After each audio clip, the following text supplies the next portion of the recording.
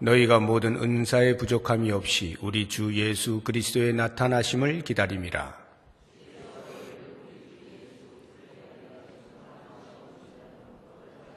같이 읽습니다.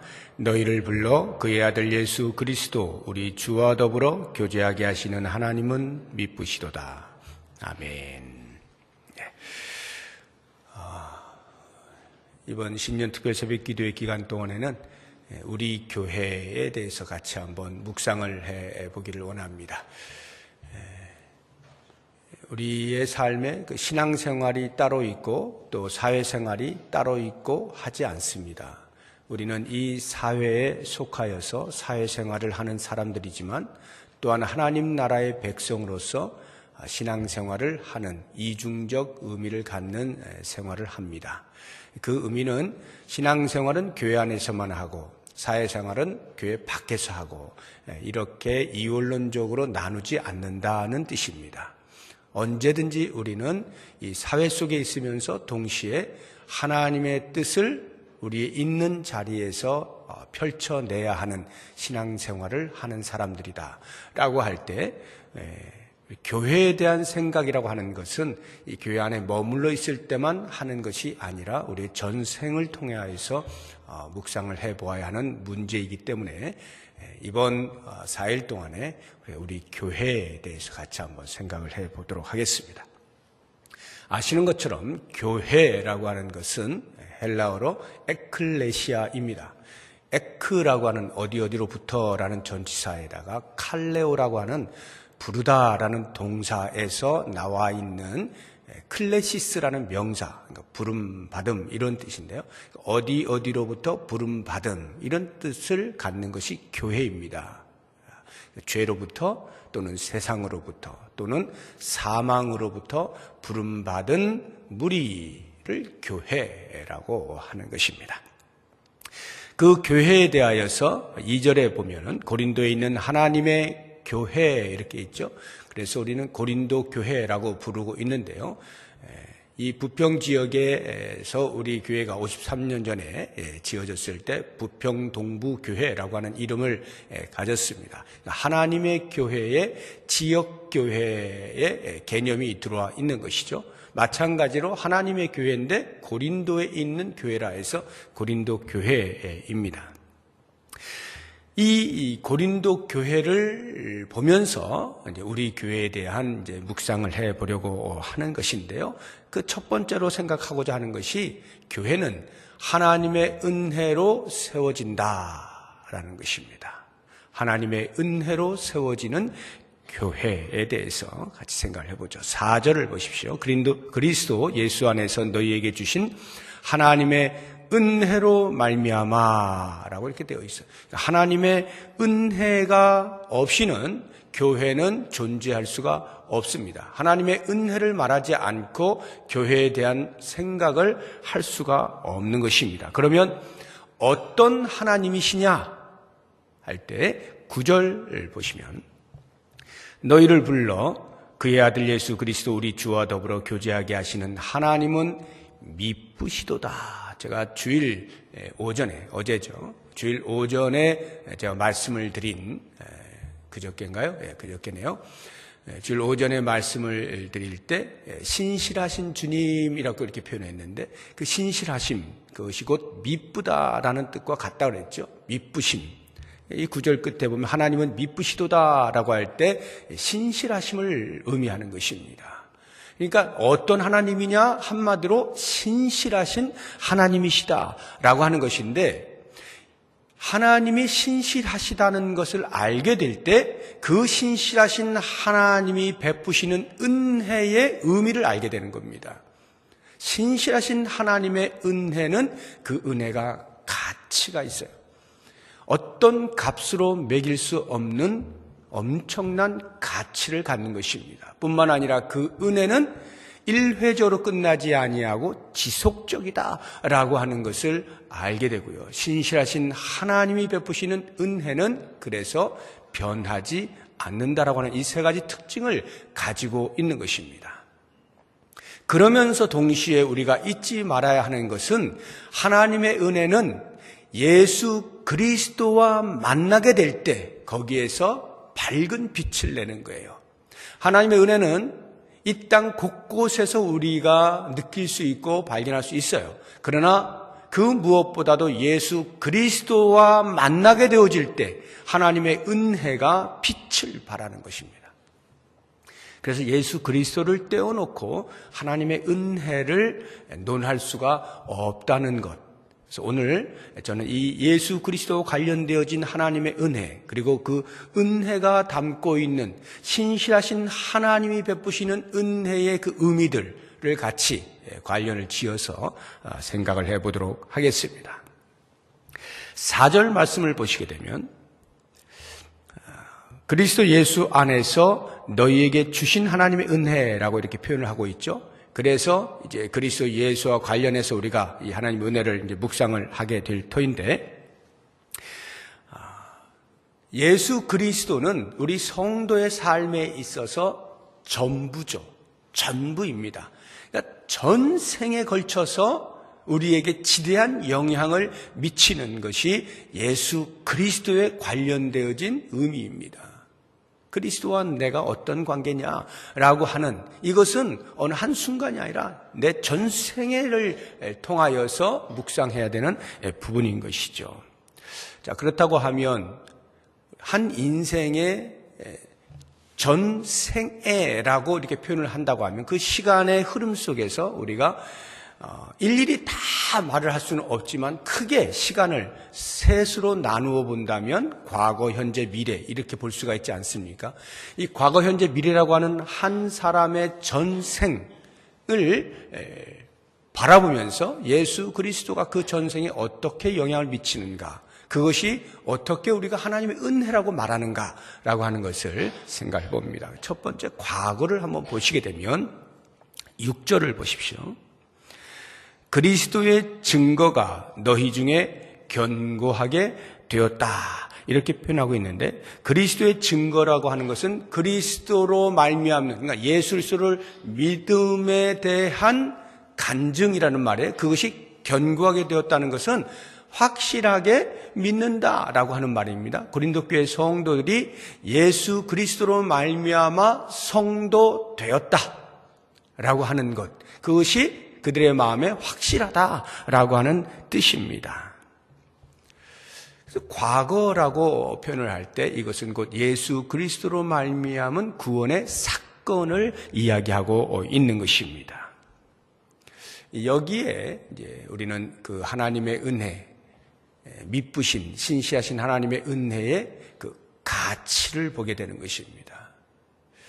그 가치라고 하는 것은 값으로 매길 수가 없는 거예요. 우리에게서 무엇인가 근거가 있어서 그것을 근거하여서 하나님께서 구원하여 주신 것이 아니라 철저하게 우리가 여전히 연약한 상태에 있을 때, 죄인의 상태에 있을 때, 아니 하나님께 대하여 원수의 상태로 있을 때 하나님께서 우리를 먼저 찾아오셔서 불러내 주신 거죠. 죄로부터 불러내 주신 거예요. 그리고는 흑암의 권세에서 생명의 나라로 옮겨 주신 것입니다. 이게 하나님의 은혜라고 할 때 그 은혜의 가치는 값으로 매길 수가 없다라고 하는 것입니다. 마치 아브라함이 우상의 도시였던 갈대아 우루, 우상을 만들던 그 집, 아버지의 집에서부터 하나님에 의하여 부르심을 받아 나온 것처럼 우리들이 여전히 아무것도 알지 못하고 죄 가운데에서 사망과 함께 살아가고 있는 그때에 예수 그리스도를 통하여서 우리를 건져내 주셨다, 어둠에서 빛으로 옮겨 주셨다라고 하는 이 하나님의 은혜, 이 은혜의 가치를 과연 무엇으로 표현할 수 있고 바꿀 수가 있겠느냐라고 하는 것입니다. 그래서 우리는 그 은혜에 의하여 믿음으로 말미암아 구원을 받았지만 그 믿음을 우리의 자랑으로 여기지 아니하는 것은 그 믿음조차도 하나님의 선물이기 때문인 거죠. 도무지 우리의 행위에서 난 것이 아니어서 우리는 자랑할 것이 아무것도 없는 것이죠. 하나님의 선물로서 우리에게 주어진 이 엄청난 구원의 은혜, 예수 그리스도의 십자가의 죽으심으로 말미암아 얻게 되어진 이 놀라운 구원의 은혜, 이것을 알고 깨닫고 영접하고 받아들이고 믿고 붙잡고 살아가는 사람들이 성도, 교회다라는 거예요. 그래서 교회는 철저하게 하나님의 은혜를 말할 수밖에 없는 거죠. 우리 모두는 그 은혜로 말미암아서 이 자리에 있다라고 하는 것입니다. 그러면 우리가 해야 할 일이 뭐겠습니까? 당연히 그 은혜에 대한 감사와 감격과 노래를 하는 것이죠. 기이한 행적을 베푸신 주님의 이름을 높여드리는 것이고 찬양을 끊지 아니하는, 이것이 교회가 할 일이다라고 하는 것입니다. 우리의 인생에 있어서 과거에만 하나님의 은혜가 이렇게 미쳤던 것은 아닙니다. 지금 바로 이 시간 우리가 살아가고 있는 현재에도 하나님의 은혜는 계속해서 진행이 되고 있습니다. 9절 말씀을 보십시오.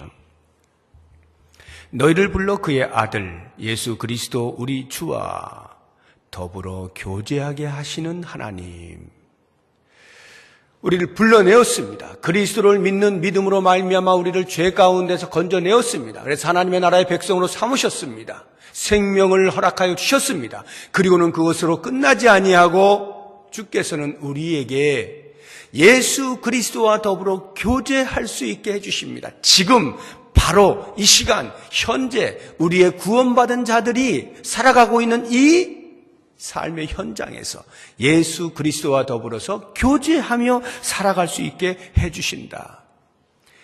이것을 가리켜서 하나님의 은혜의 지속성이라고 말을 하는 거예요. 신실하신 하나님의 그 은혜는 과거 한순간으로 그치지 아니하고 여전히 지금도 계속하여 흐르고 있다라고 하는 것입니다. 만약에 우리가 구원을 받았음에도 불구하고 그리스도와의 교제의 지속성이 없다라면 우리의 삶이 어떠할까요? 아마도 우리의 옛 모습에서 크게 벗어나지 못하였을 겁니다. 구원의 은혜에 대한 감격을 한때 표현할 수는 있었겠지만, 그러나 여전히 내 삶의 모습이 과거에 내가 익숙했던 그곳으로부터 도덕적으로 벗어날 수가 없는 거죠. 그러니까 여전히 죄 가운데에서 분명히 옷은 왕자의 옷을 입고 있는데 하고 있는 행위는 거지의 모습과 다를 바 없는 그런 아이러니한 삶을 살게 되는 거죠. 그런데 우리 하나님의 은혜가 우리에게 임할 때 그것은 왕자의 옷을 입혀주신 것뿐만 아니라 그 옷에 걸맞은 삶을 살아내도록 계속해서 예수 그리스도와 교제하게 하신다. 그리스도와의 교제가 무엇을 의미합니까? 그리스도를 닮아가는 거죠. 그리스도를 닮아가는 거예요. 그래서 그분의 장성한 분량이 충만할 때까지 계속해서 자라나게 되는 것입니다. 이러한 교제를 통하여 우리는 마지막 날에 주 앞에 섰을 때 책망을 받지 않을 수가 있는 거죠. 8절을 보십시오. 주께서 너희를 우리 주 예수 그리스도의 날에 책망할 것이 없는 자로, 이렇게 되죠. 책망할 것이 없는 자로 세우신다. 하나님의 은혜가 지금 우리에게 계속하여 흐르고 있기 때문에 그 은혜로 말미암아 우리의 삶은 점점 더 구원받은 예수 그리스도로 말미암아 구원받은 자다운 삶으로 가까이 주께로 나아가게 되는 것입니다. 마지막 날 책망받을 것이 없는 데까지 이르게 만들어 주신다. 이 말을 쉽게 이야기하면 우리는 하루하루를 하나님의 은혜로 산다라고 표현을 하는 것이죠. 그 은혜는 예수 그리스도와의 교제입니다. 그래서 우리는 순간순간 사람들을 만날 때 또는 어떤 일이 닥칠 때 어떤 사건 속에서 계속해서 예수 그리스도를 믿는 사람으로서의 생각을 하게 되는 것이고, 지금 내 옆에 예수님이 같이 계신다라고 하는 것을 인식하면서 말하고 행동하곤 하는 것 아닙니까? 하나님의 은혜로 살아가는 모습이죠. 마지막 세 번째로 우리의 인생의 미래적 시간을 한번 보시죠. 미래에서는 과연 하나님의 은혜가 어떻게 우리에게 영향을 미치는가? 8절을 보십시오. 주께서 너희를 우리 주 예수 그리스도의 날에 책망할 것이 없는 자로, 뒷부분에 끝까지 견고하게 하시리라. 끝까지 견고하게 하시리라. 마지막 순간까지 하나님의 은혜가 미친다. 우리는 이것을 조직신학에서 성도의 견인이라고 합니다. 구원받은 자가 하나님에 의하여서 구원을 받았을 때 그 구원은 변하지 않는다. 끝까지 간다. 이것을 성도의 견인이라고 해요. 나로 말미암지 아니하고 하나님의 신실하심이 우리를 끝까지 붙들어 가신다. 그러면 그 성도의 견인의 결과가 뭡니까? 그래서 끝까지 가면 우리의 구원이 어떻게 되나요? 완성이 되죠. 그 완성된 상태를 가리켜서 영화라고 말을 하는 겁니다. 그러니까 우리가 영화의 자리에 이르기까지 하나님의 은혜가 미쳐 조금도 우리의 삶에서 구원에 혹시라도 잘못되지 않을까라고 하는 의심이나 염려를 하지 않게 만들어 주신 거죠. 이것을 하나님의 은혜의 불변성이라고 하는 거예요. 그 은혜는 변하지 않아요. 끝까지 우리를 마침내 완성의 자리에까지 이르게 만들어 주신다. 그래서 사도 요한이 우리가 마지막 날 어떻게 될 것을 정확히 알지는 못하지만 그러나 분명히 우리가 그 날이 되어지면 예수 그리스도와 같이 되어질 것을 안다라고 표현하는 거예요. 우리의 마지막 날, 우리의 오늘의 영원한 염원은 그리스도와 같은 모습으로 사는 것 아닙니까? 예수를 닮은 삶을 살겠다는 것 아닙니까? 그러나 늘 부족하잖아요. 늘 연약하잖아요. 넘어지고 실수할 때가 있잖아요. 그럴 때마다 다시 한번 또 다잡고 회개하고 다시 일어서고 또 나아가곤 하지 않습니까? 그러한 진전이 마지막 날이 되면은 결국에 그리스도와 같이 되어질 것이다. 이게 영화라고 하는 거예요. 이 영화의 자리에 이르게 되어지는 것이 하나님의 은혜로 말미암는다라고 하는 거예요. 그래서 우리는 하나님의 은혜로 세워지는 교회라고 할 때 이 교회가 공동체적 교회이면서 동시에 한 개인으로서의 교회 아닙니까? 오직 하나님의 은혜가 아니면 우리의 과거에서부터 지금과 미래에 이르기까지 전생애 동안 말할 수 있는 것이 없다라는 겁니다.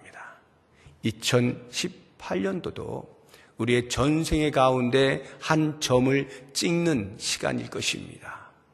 여전히 하나님의 은혜를 말해야 되는 거죠. 오늘 말씀을 통하여서 개인으로서의 교회에게 주시는 이 말씀, 내 전생애 동안에 그렇게 하나님의 은혜를 기억하고 노래하고 은혜를 붙잡고 살아갈 수 있기를 바라고, 우리 교회가 한 해를 나아가는 일에 있어서도 공동체 전체로서 오직 하나님의 은혜만을 말하고 하나님의 은혜만을 자랑하고 하나님의 은혜만을 노래하고 그 하나님의 은혜에 대해서 감사하면서 살아갈 수 있는 귀한 한 해가 될 수 있기를 주의 이름으로 축복합니다. 기도하겠습니다.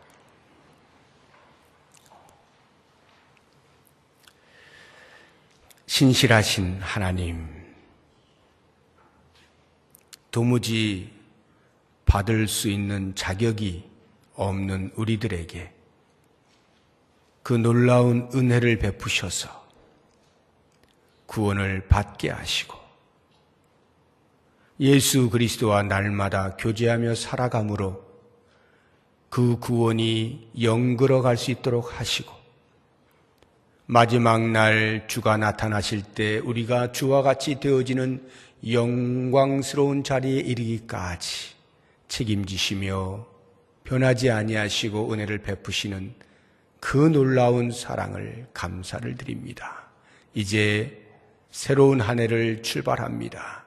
우리의 삶에 여전히 다가오시는 하나님의 은혜를 붙들고 살아가게 하시며 우리 교회가 공동체로 하나님의 은혜만을 이야기하고 하나님의 은혜만을 노래하고 하나님의 은혜로 인하여서만 감사하면서 살아갈 수 있는 귀한 한 해가 되게 하여 주옵소서.